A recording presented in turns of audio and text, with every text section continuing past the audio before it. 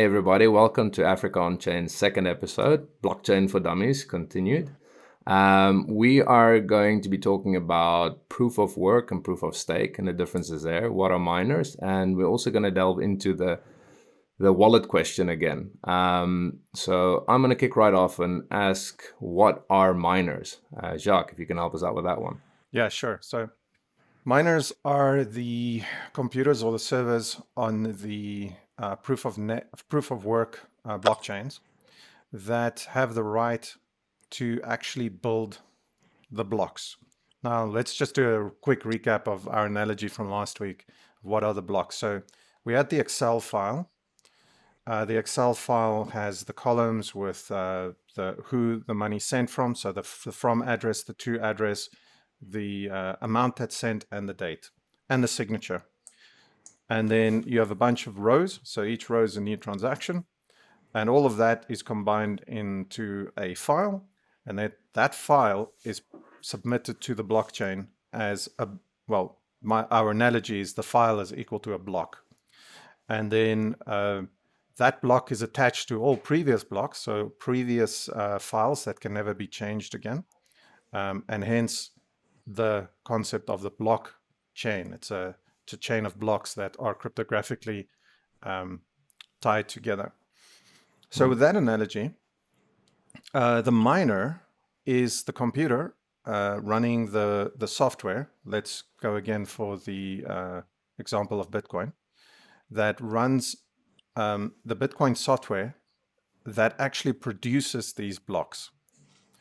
These Excel files. So it receives a bunch of transactions from people who want to submit it onto the chain. It combines it into the Excel file, into the block, and it submits the block onto the chain, and it connects it into the rest of the chain. And any of the miners can do this. Any one of the miners across the world can do this. So it's really just a server, part of the network, running the software and building the blocks. And I have a quick question. What's the reason for them doing that, other than obviously expanding the blocks? Why would a miner do something like that? They have an economic incentive to do so. So when you put a transaction on the chain, so I want to send you money, I pay a small fee that gets taken from my amount that I'm sending, that goes to the miner. That's one example. There's also a block reward, which we don't have to get into now, but there's an economic incentive for them to do so. Awesome. Okay, well, I guess that leads on nicely to the next question, or what is the difference between proof of work and proof of stake when it comes to blockchain? Yeah. So, let me take that one. So, like Jacques just essentially explained proof of work, right? It's miners solving some complicated problem to win the rights to create this Excel file. So they're essentially competing, expending electricity, and trying to essentially solve a very hard problem. The first one that comes to a solution gets the right to create this Excel file and include it into the chain, and they also get the reward, right? So that's proof of work, and that's also why they're spending a lot of energy and so on. So proof of stake tries to move away from that, the expenditure of that resources, and essentially says, okay, we are going to stake some amount of crypto. So Bitcoin, for example, is a proof of work. Ethereum is probably the most well-known proof of stake blockchain at the moment. So if you guys have followed the news, they were proof of work and they moved to proof of stake. So let's take Ethereum as the example. On Ethereum, just like the Bitcoin blockchain has Bitcoin, Ethereum has ETH as their token of their currency. So what you would do is you would stake a certain amount of ETH. So you would put that in a staking pool. So there's a bunch of, just like you have different computers on the proof of work concept, there's a bunch of people coming together. They pool a bunch of ether, and there would be different pools, right? That's now also competing for the rights to create these Excel files, right? But they're not doing any work. The blockchain decides on using some formula based on how much Ethereum are staked, and also how recently they have created an Excel file. They get assigned the right to create a block, right? When you say they're not doing any work, you mean they're not doing any arbitrary work to gain the right they're not to solving, make a block. Yeah, they're not solving this hard problem, right? Yeah. They're just doing they're just staking Ethereum, and the Ethereum blockchain then has an algorithm to assign to them one of these validators. So in proof of work, we get miners. In proof of stake, we call the equivalent validators. So it selects one of the validators to actually create one of these Excel files and include it into the blockchain. And both of them receive a reward. So the proof of work winner will receive a reward, and the proof of stake validator will receive a reward for those. And there's also different mechanisms if both of these do something malicious to get penalized. So there's also incentives for the validators to do the correct thing, to include the correct transactions in the blockchain. And that's also, we can maybe dive a bit deeper at a later stage into this proof of work versus proof of stake. The whole debate around electricity expenditure and why it's so expensive, and what's the better option, because there's a lot of debates on proof of work being more secure. Is it really more secure? Do we need to expend this amount of electricity? But essentially it's the mechanism of selecting who creates the blocks, proof of work or proof of stake.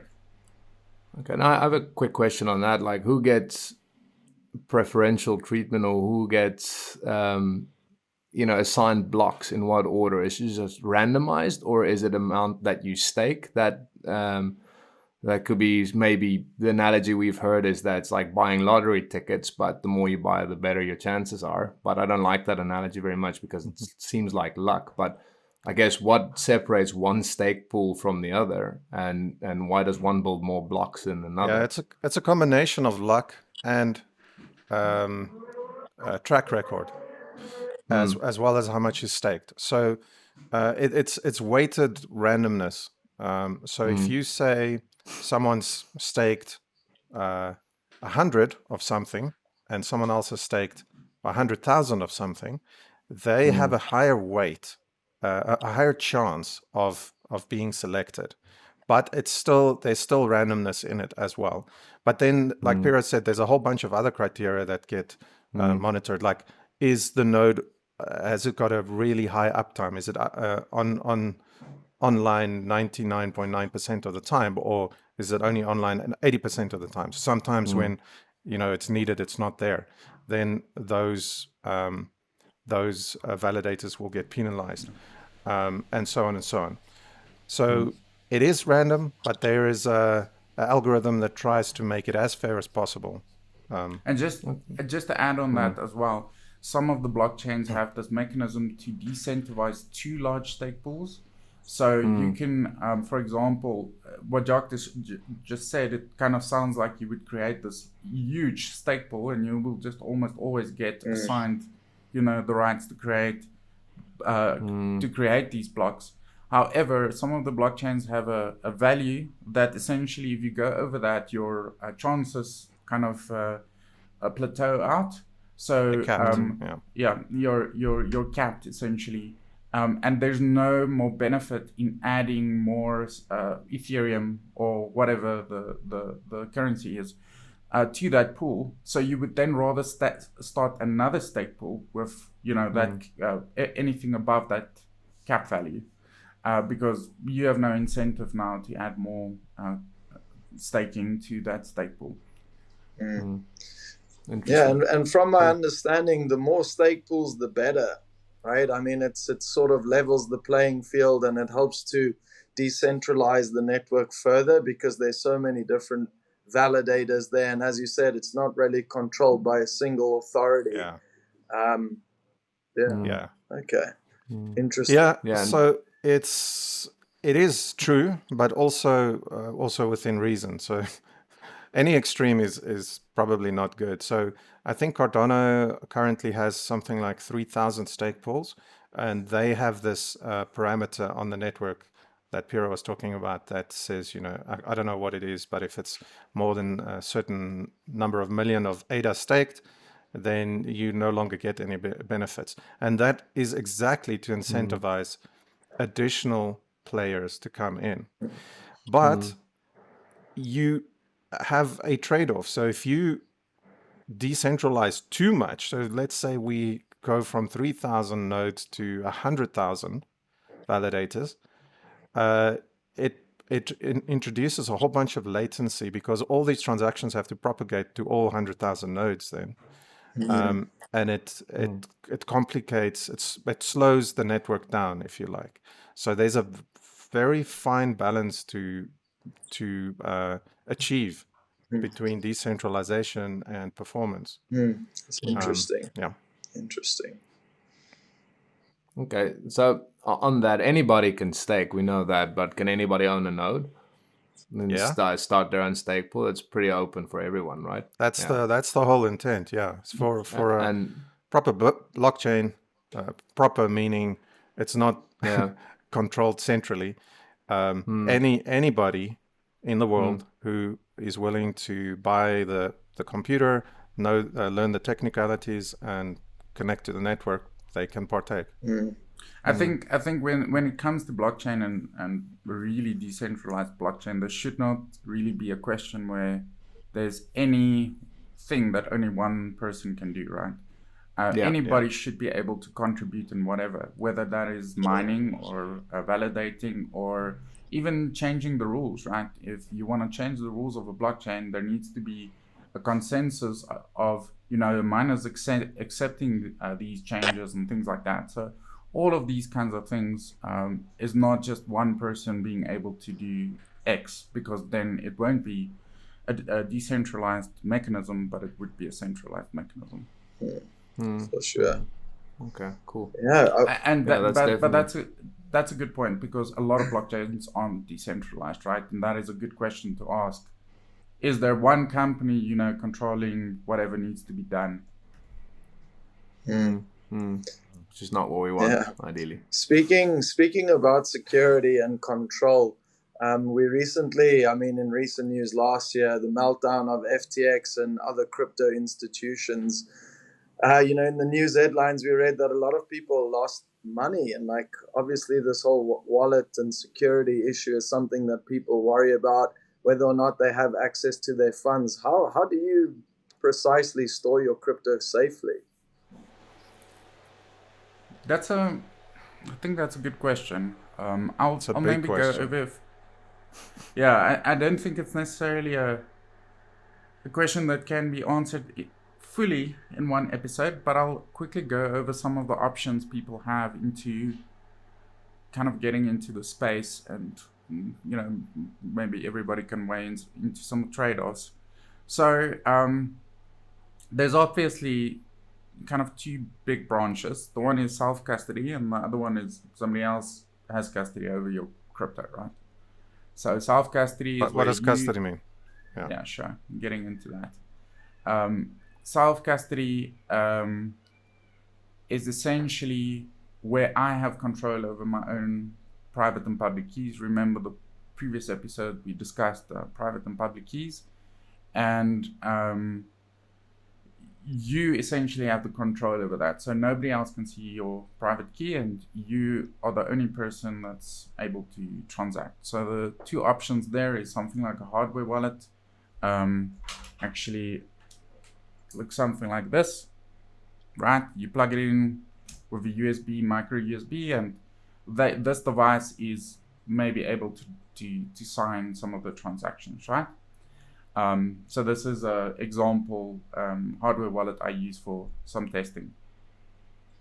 Then you also have the option of what they call a paper wallet. So that's slightly less secure in the sense that you let's just take, like, I have a paper, it has the private key written on it, and I put it in a safe somewhere, right?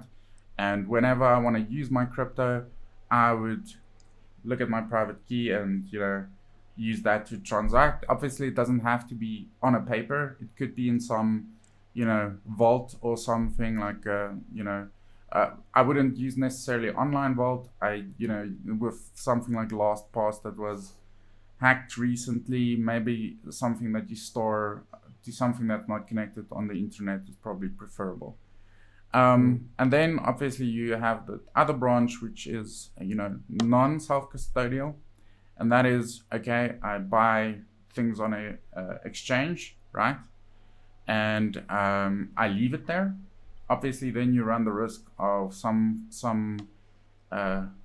entity going bankrupt or, stealing your money if they're not trusted and running away with it, and you have no control over that because you don't have the private keys.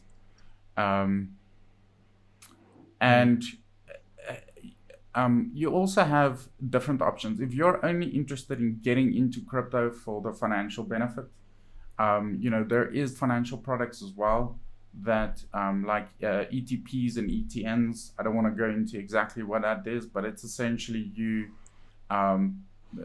it's essentially like a fund where you just put in money, like you would buy stock. You can buy it on a stock exchange essentially and put some money into it, and once again, you don't have access to that private key. So if some reason those guys go bust, you lose your money. Interesting. Which is what we've seen quite a lot of recently. Yeah. Mismanagement. Yeah. Okay. Yeah. So Okay. if you hand over the custodianship to some other party, then you have to trust. Well, you should only do that if you trust them, and if they're not trustworthy, that's what happens. It's like, yeah, okay. But in theory, it's really not a good idea. Or in practice, rather. Yeah, in practice. It's like sharing your banking details with someone. It's like, hey, buddy, I trust you with this. Yeah, exactly. It's like Yeah. giving someone your rands or your dollars, and trusting they're going to do the right thing with it and give you back a better return.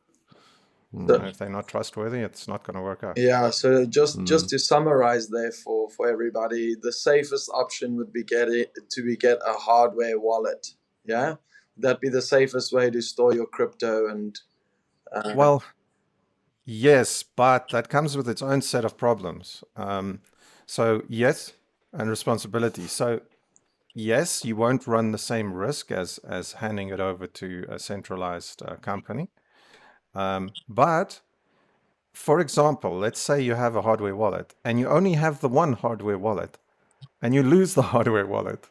That means you've lost your funds. So you need to understand that the impact of keeping that stuff secure or not secure.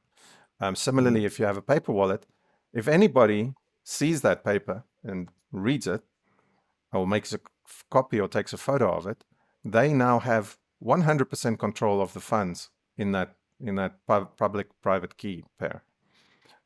So it's very important to understand before you start, taking custody of your own crypto or of crypto at all. How to keep it secure. So, for example, you should maybe have 2 copies of the hardware wallet. One you keep for your normal transactions. One you put somewhere else in a safe, but probably not on the same property or something like that.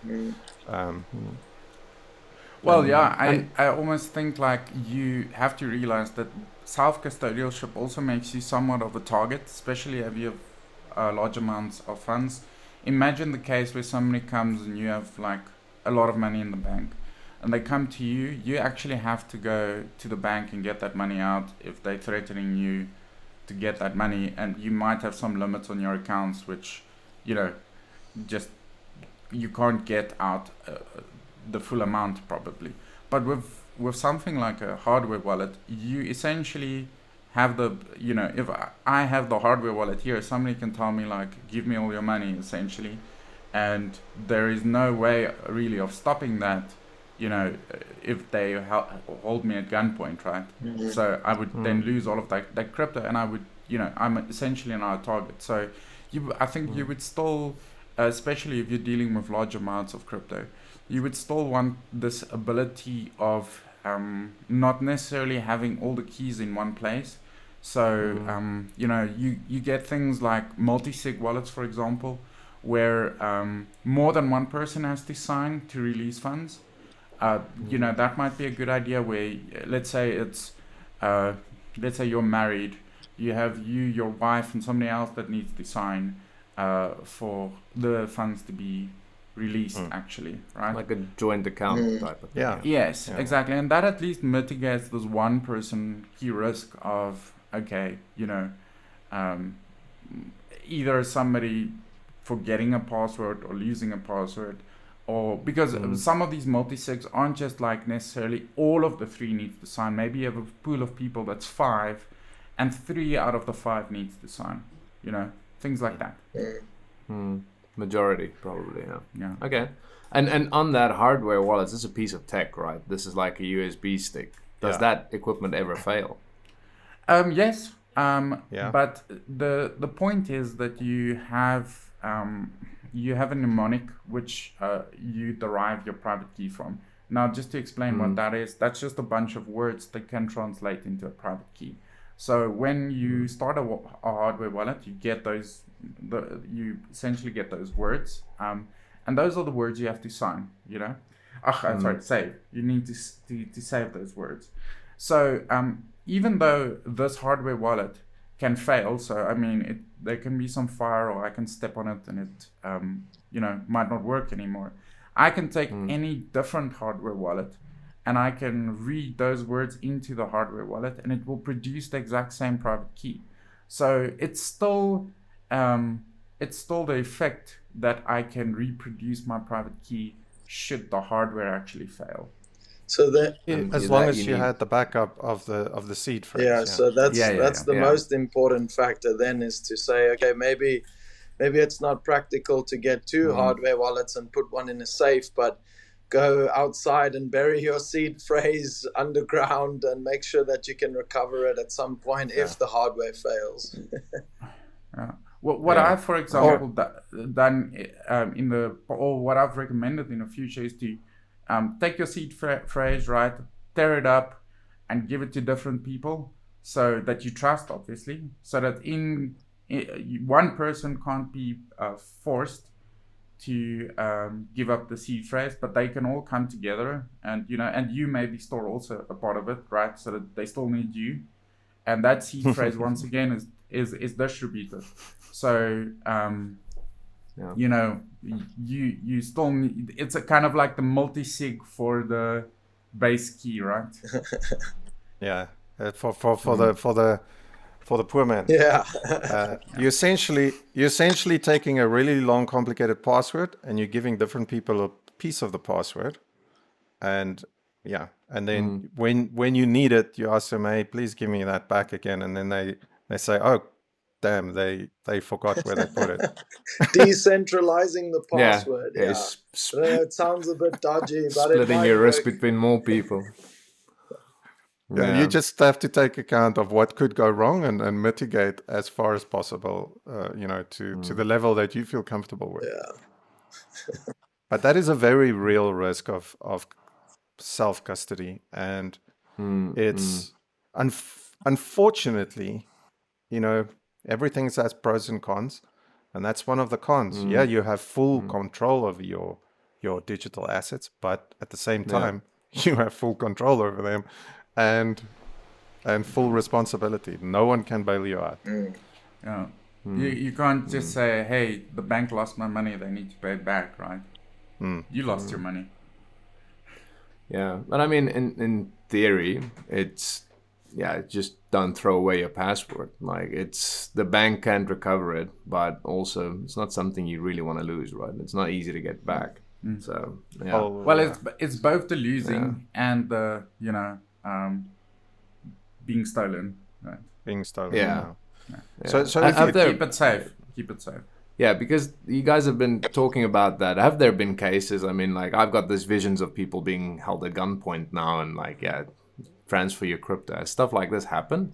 I mean, there has been cases like that. Yes, I mean it's not. I don't think it's that prevalent yet. But I mean, no. If people know you have a bunch of crypto and they know you have a paper wallet, you'll definitely be a target. Yeah, I'm sure all of the guys that are listening, all the opportunists, Bali Island, where all the crypto traders live, catch them on a drunk night out. Exactly. Yep. Yeah. Oh, cool. All right. Awesome. Well, thanks, guys. That's it's pretty insightful. I think that's what all our time allows. If you guys want to cut it off there, and we'll pick it up next week. Yeah, perfect. Awesome. Thanks, guys. All right.